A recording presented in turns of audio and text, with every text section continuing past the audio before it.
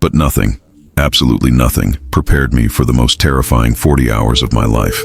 It all started as a self-imposed survival challenge to prove that age is just a number when you have military experience and a loyal companion by your side. Rex, my 6-year-old German Shepherd, trained in tactical operations, has always been more than a pet to me. He's my partner, my extra eyes, my security in any extreme environment. Have you ever felt that sense of complete trust in someone? That was our relationship. The plan was simple: 72 hours in the Colorado Rockies, a region I know like the back of my hand. Minimal equipment, military survival techniques, and the company of the best war dog I've ever met. It felt more like a refreshing weekend than a true challenge. Stay with me until the end of this story, because what happened in the first 16 hours completely changed everything I believed about wilderness survival. The natural silence of the forest transformed into something oppressive, almost menacing.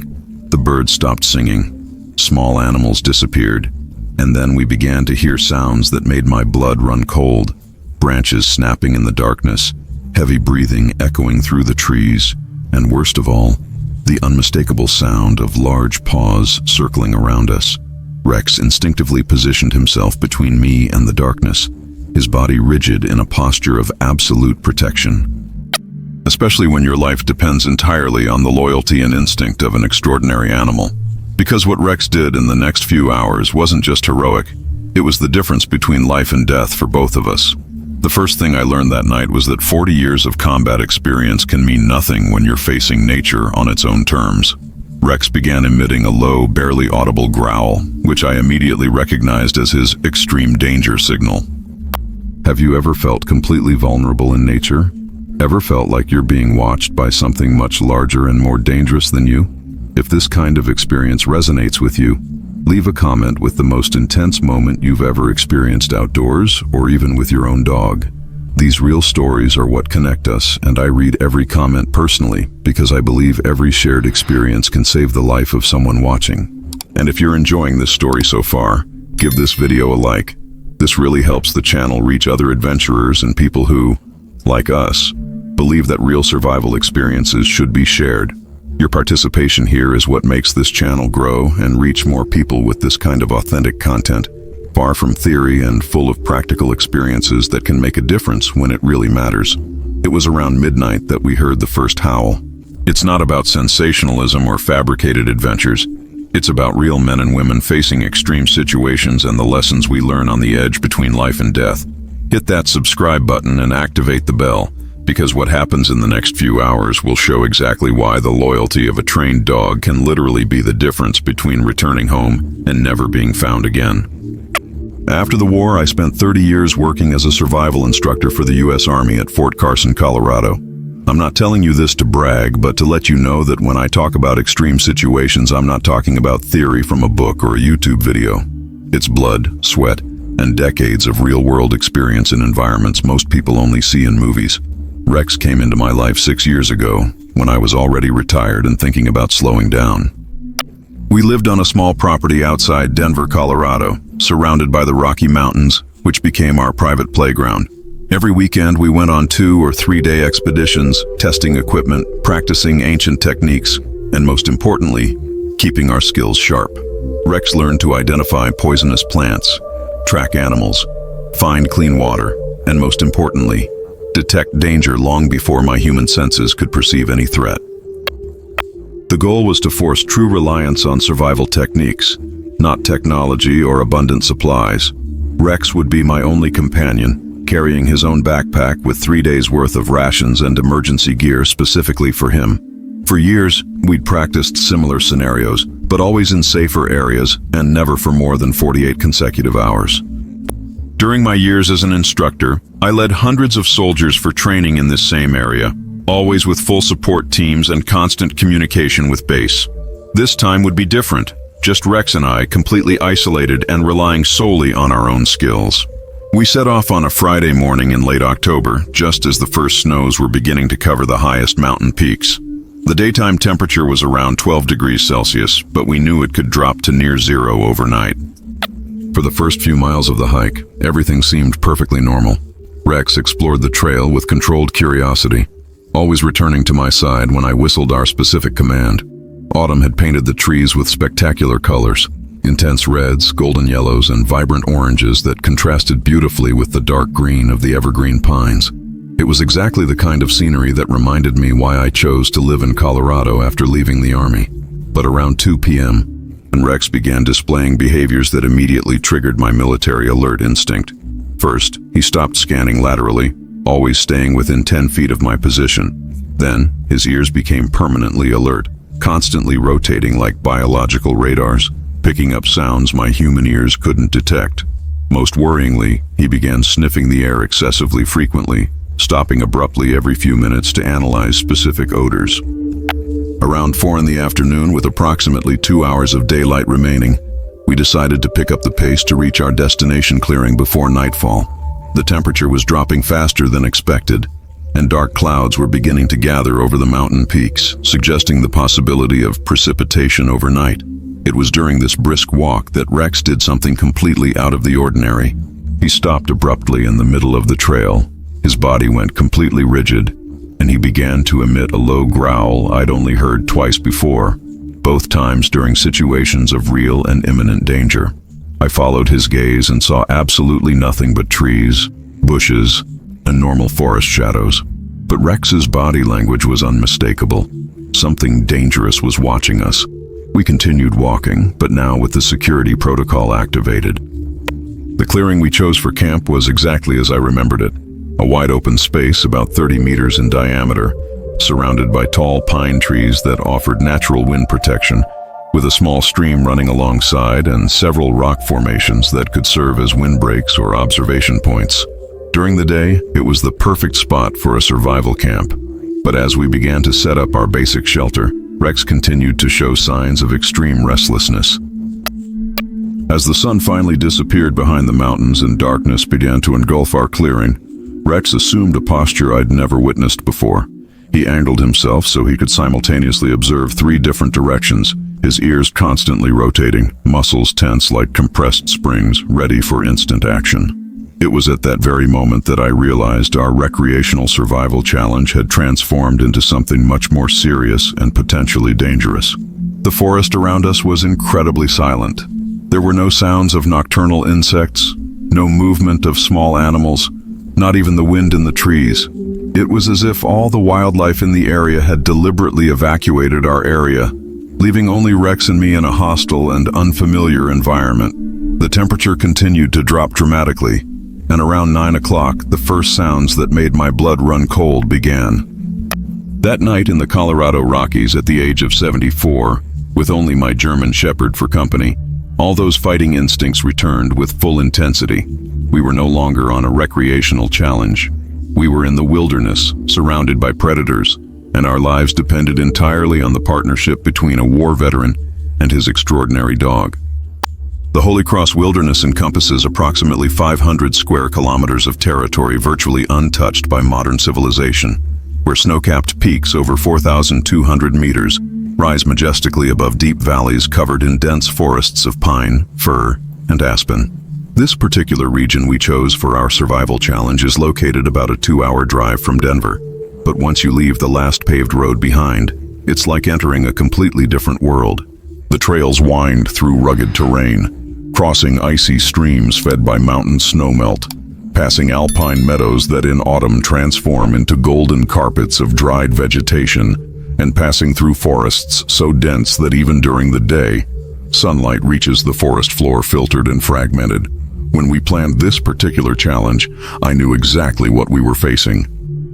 Daytime temperatures can be pleasant, hovering between 10 and 15 degrees Celsius, but at night they often plummet to near freezing.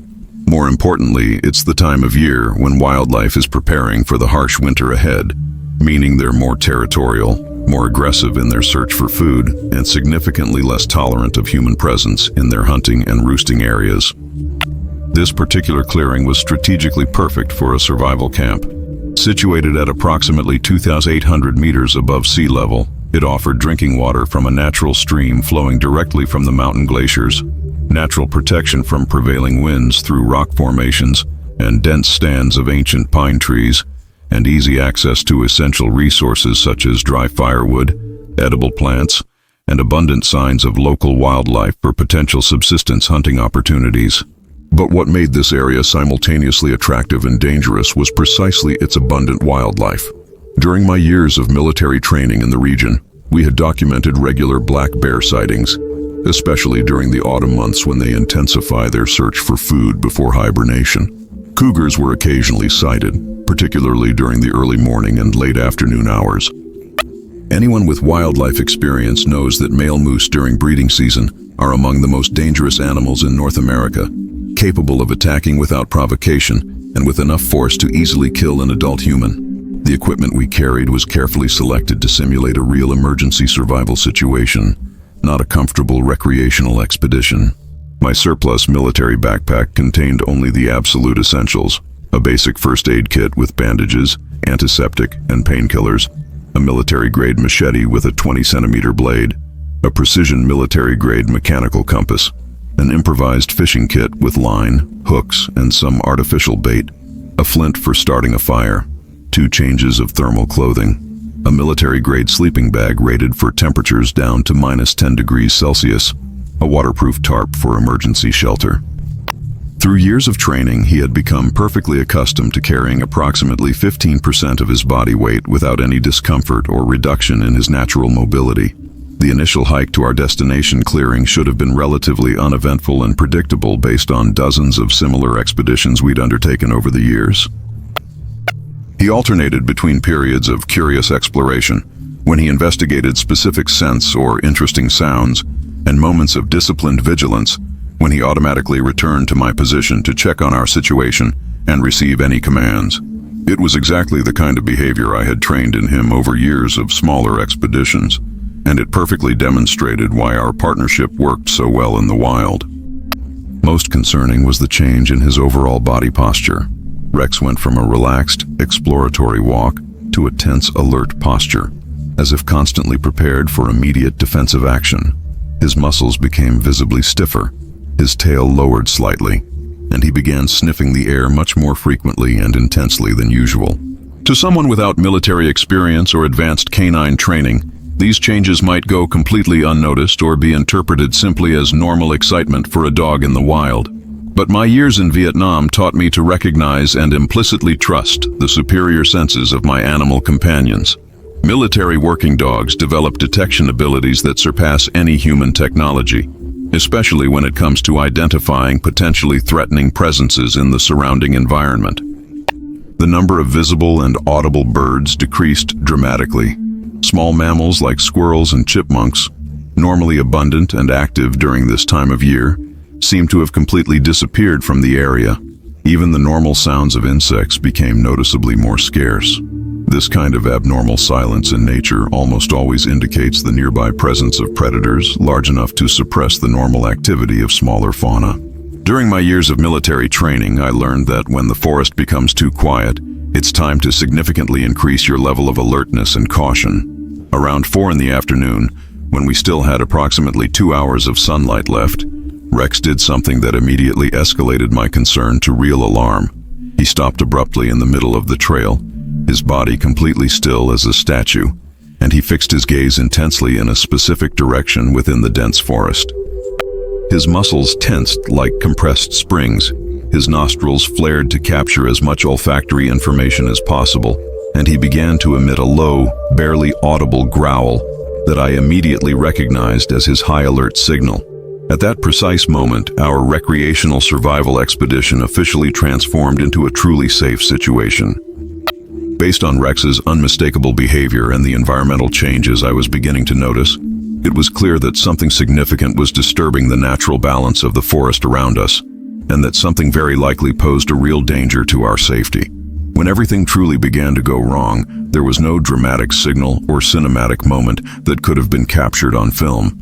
The reality of the wilderness is far more subtle and terrifying than any Hollywood production can portray. It was a gradual and steady deterioration of our situation, with every seemingly insignificant detail accumulating to form an unmistakable picture of growing and imminent danger. The first concrete indication that we were facing a real threat came from Rex's behavior around 5 o'clock in the afternoon. when we still had approximately 90 minutes of direct sunlight available. Rex was clearly detecting something he considered threatening enough to warrant full perimeter surveillance, behavior I had only observed during our more advanced training exercises when we simulated real combat situations. The exact moment I realized our situation had become genuinely dangerous came when Rex stopped abruptly and assumed a stance I immediately recognized from my years of military experience. It was a sound I had heard only twice before during our partnership, once when a black bear approached our camp during a weekend expedition, and again when we encountered an injured mountain lion that felt cornered in a ravine. On both occasions, Rex had demonstrated exactly the same kind of controlled tension and absolute focus he was displaying now. I made the decision to significantly accelerate our pace, hoping to reach more defensible terrain before any potential threat decided to escalate from passive observation to direct action. Rex immediately approved this change in strategy, automatically assuming an outpost position and establishing a fast walking pace that tested my physical limits, but remained sustainable for short periods. Over the next 30 minutes of brisk walking, the sounds of movement around us became more frequent and closer. Branches continued to snap in patterns that suggested multiple presences moving parallel to our path, maintaining a constant distance but never completely receding. Occasionally, I could detect the sound of heavy breathing echoing through the trees, always in places where my view was blocked by dense vegetation or rock formations. Choosing late October meant we were operating during the period of peak elk breeding activity, when adult males become extremely territorial and aggressive.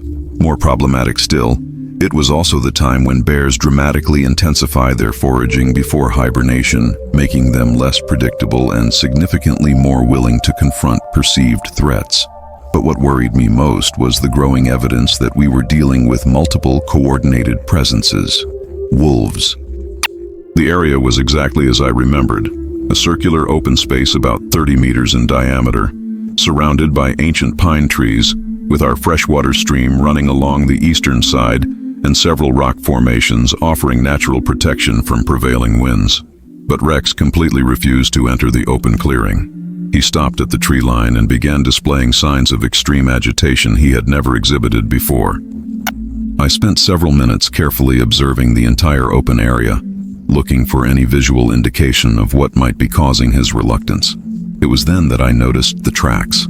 Multiple trails of large, very large dog tracks crisscrossing the clearing in several different directions. Fresh tracks, probably no more than 24 hours old, and they weren't domestic dog tracks. They were distinctly wild, with spacing and depth that indicated animals significantly larger and heavier than Rex. Wolves had recently been using our clearing as a gathering place or resting area. Worse still, the number and variety of tracks suggested a pack of at least 5 or 6 adult individuals. Setting up camp in the clearing would essentially be like invading their living room and expecting them to ignore the intrusion. Rex had detected the pack's residual scents long before I could identify the visual evidence of their presence. Attempting to find an alternative campsite without detailed terrain knowledge and limited light would be extremely risky. Our only realistic option was to drastically modify our camping strategy to accommodate the confirmed presence of wolves in the area. I chose a defensive position against a solid rock formation approximately 50 meters from the edge of the clearing, which offered complete rear protection while allowing a wide field of vision from all possible directions of approach. As darkness finally engulfed the forest around us, Rex assumed a guard position that clearly demonstrated he considered our situation an active and ongoing threat. He positioned himself where he could simultaneously observe 3 different directions, his ears constantly moving, his muscles tense and ready for instant defensive action. The forest had fallen silent with a kind of stillness that any combat veteran immediately recognizes as a harbinger of imminent confrontation. There were no sounds of nocturnal insects, no movement of small mammals, not even a breeze through the leaves. It was the kind of silence that precedes moments of extreme violence, when all living beings instinctively hide and wait for the danger to pass. Rex and I found ourselves alone in hostile wilderness, surrounded by intelligent predators who knew the terrain infinitely better than we did, with limited equipment and no possibility of external communication or rescue. The predator's first appearance happened in a way that will remain etched in my memory until the last day of my life. It wasn't dramatic like in the movies. nor sudden like you might imagine. It was gradual, calculated, almost methodically terrifying in its precision and coordination. Around 10 o'clock at night, when our campfire had stabilized into a steady, controlled flame, Rex began to display signs of stress that surpassed anything I had witnessed during our 6 years of partnership. Then, slowly, as if materializing from the shadows themselves, the first reflections began to appear. Small points of greenish-yellow light shining in the darkness, positioned approximately 40 meters from our position. Eyes. Multiple pairs of eyes observing our small island of light and warmth amidst the dark and hostile vastness of the nocturnal forest. Rex emitted a low growl that vibrated in his chest like an idling engine, a sound that simultaneously communicated warning, determination, and readiness for combat. He automatically positioned himself between me and the direction of the watching eyes, assuming a defensive posture that maximized his ability to respond quickly to any hostile movement. During my years in Vietnam, I had encountered situations where enemy forces surrounded us during night operations, and the behavior I observed was eerily similar to human pre-combat reconnaissance tactics. These animals weren't simply curious about our presence, they were systematically assessing our defenses, testing our reaction to their movements, and likely developing a coordinated strategy to deal with us.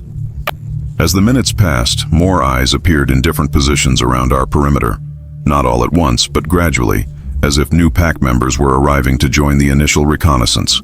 Eventually, I counted at least 10 distinct pairs of eyes, positioned in a nearly complete arc covering approximately 270 degrees around our position. Rex maintained constant vigilance, slowly turning his head to monitor different segments of our perimeter, but always returning his primary attention to the larger concentration of watchful eyes. His military training was working perfectly.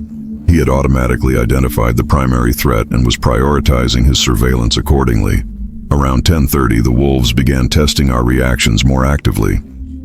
Rex responded to each test with precise adjustments to his stance and position, demonstrating that he fully understood the tactical nature of the wolves' movements. When they tested our right, he positioned himself to better cover that arc. When they tested our left, he readjusted accordingly. It was like watching a lethal chess match being played between my military-trained dog and a pack of intelligent wild predators. The campfire became our most important tactical element. Wolves have a natural aversion to fire, and the flames created a psychological barrier that kept them at a respectful distance from our immediate position. But I knew our supply of dry wood was limited, and keeping the fire going throughout the night would be extremely challenging. Worse still, if the fire weakened or went out completely, our situation would quickly become desperate. Their testing movements became more coordinated, with multiple sets of eyes moving simultaneously in different directions. It was as if they had completed their initial reconnaissance phase and were now implementing more advanced tactics of psychological pressure and perimeter testing. Rex immediately detected this escalation in wolf activity and responded by raising his own alert level. Every sound, every movement, every change in the intensity of the fire's flames received the full attention of all participants in this nocturnal confrontation. The silence of the forest was broken only by the occasional crackle of burning wood and Rex's low but constant growl. Then, without warning, one pair of eyes disappeared completely. It didn't move to another position. It simply faded into the darkness. Minutes later, another pair did the same. The wolves were clearly evolving from passive observation to active preparation, and our situation was about to become significantly more dangerous. Rex began exhibiting behaviors I recognized as pre-combat preparation. His muscles tensed even more, his breathing became more controlled and rhythmic, and he began making small positional adjustments that optimized his ability to move explosively in any direction necessary. And the infinite patience that comes from millions of years of evolutionary refinement. Our fire was still burning brightly, but I could mentally calculate that our supply of dry wood would last at most another 4 or 5 hours. After that, we'd be in total darkness, completely vulnerable to whatever strategy the wolves decided to implement. The realization that our situation had a defined time window added an extra dimension of urgency to every tactical decision we had to make. Rex remained on high alert, but I could detect subtle signs of fatigue beginning to affect his ability to maintain absolute vigilance indefinitely. Even the best trained dog has physical limitations, and the constant stress of combat preparation is extremely demanding both physically and mentally. Eventually, he would need to rest, and when that happened, our situation would become desperate. What would happen in the next few hours would test not only our physical and mental endurance, but also the depth of the bond of loyalty and trust that Rex and I had built over years of adventures far less dangerous than this extreme life-or-death situation. The longest night of my life began when I realized the wolves had adopted a strategy of prolonged psychological siege, clearly designed to exhaust us both physically and mentally before any direct confrontation. They showed no haste or impatience. They simply maintained constant pressure, occasionally testing our reactions but never escalating to direct confrontation. It was as if they instinctively understood that time was on their side, that eventually our vigilance would wane, our fire would weaken, or our mental resistance would break. During the first 2 hours of this siege, I managed to maintain some degree of confidence based on my military experience and Rex's superior training. Rex began to show subtle signs of physical discomfort caused by the extreme cold, especially in his paws that were in direct contact with the icy ground. Occasionally he would lift a paw to quickly warm it, but he never allowed this to interfere with his constant vigilance. His dedication to our defensive protocol, even in the face of increasing physical discomfort, demonstrated the level of loyalty and training that made our partnership work in extreme situations. Rex responded to these vocalizations with subtle changes in posture and focus, indicating that he at least partially understood the meaning of the sounds the wolves were making. His ears moved constantly, picking up nuances in the predator's communications that were completely lost to my limited human hearing. It was like having a specialized translator who could interpret hostile intent, but couldn't communicate that information in a way I could fully understand. Rex seemed to be coping better with the prolonged fatigue, but even he was beginning to show signs of accumulated fatigue. His movements became slightly less precise, and he occasionally had to make a conscious effort to maintain optimal defensive posture. The realization that we were both operating at reduced capacity while our adversaries remained fresh and alert added an additional dimension of vulnerability to our already precarious situation. This incident forced a complete reevaluation of our defensive strategy. We could no longer assume that our position against the rock formation offered adequate rearguard protection. The wolves had demonstrated the ability to bypass our natural defenses and approach from angles we considered safe. Rex and I needed to adjust our positioning to eliminate blind spots that the predators had identified and exploited. The fire was still burning adequately, but I could estimate that I had at most 2 hours of fuel left, and finding additional dry wood in total darkness while being watched by a pack of wolves was not a viable option. I began to face the reality that we would eventually be in complete darkness, at which point our situation would become desperate.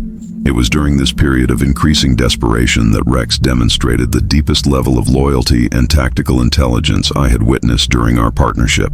He began implementing energy conservation tactics, alternating between periods of high alert when he detected increased wolf activity and periods of relaxed vigilance when they remained relatively still. It was as if he instinctively understood that we needed to manage our physical and mental resources to survive until dawn.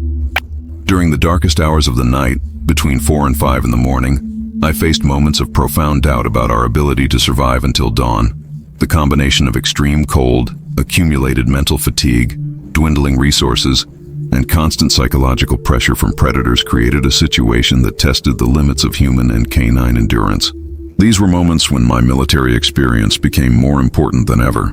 Years of training in withstanding interrogation, enduring adverse conditions, and maintaining operational focus even in desperate circumstances. Rex remained my psychological anchor during these most difficult times. His constant presence, tireless vigilance, and repeated displays of absolute loyalty reminded me that I was not facing this ordeal alone. The next few hours would determine whether our partnership and training would be enough to overcome the challenges the wilderness had thrown at us. The decisive moment that saved our lives came during the most dangerous hours of the early morning, when our situation had deteriorated to the point where it seemed impossible to survive until dawn. They began moving with coordination that demonstrated sophisticated planning, some pack members approaching simultaneously from multiple directions, while others remained in strategic positions to block potential escape routes. It was exactly the kind of flanking maneuver I had taught during years of military training, except now it was being implemented against us by wild predators. Rex immediately detected the wolves' shift in strategy and responded by raising his alert level to absolute maximum. His muscles tensed like compressed springs, his ears positioned to pick up directional sounds with pinpoint accuracy, and he began emitting warning growls that clearly communicated his readiness for lethal combat if the predators continued to approach.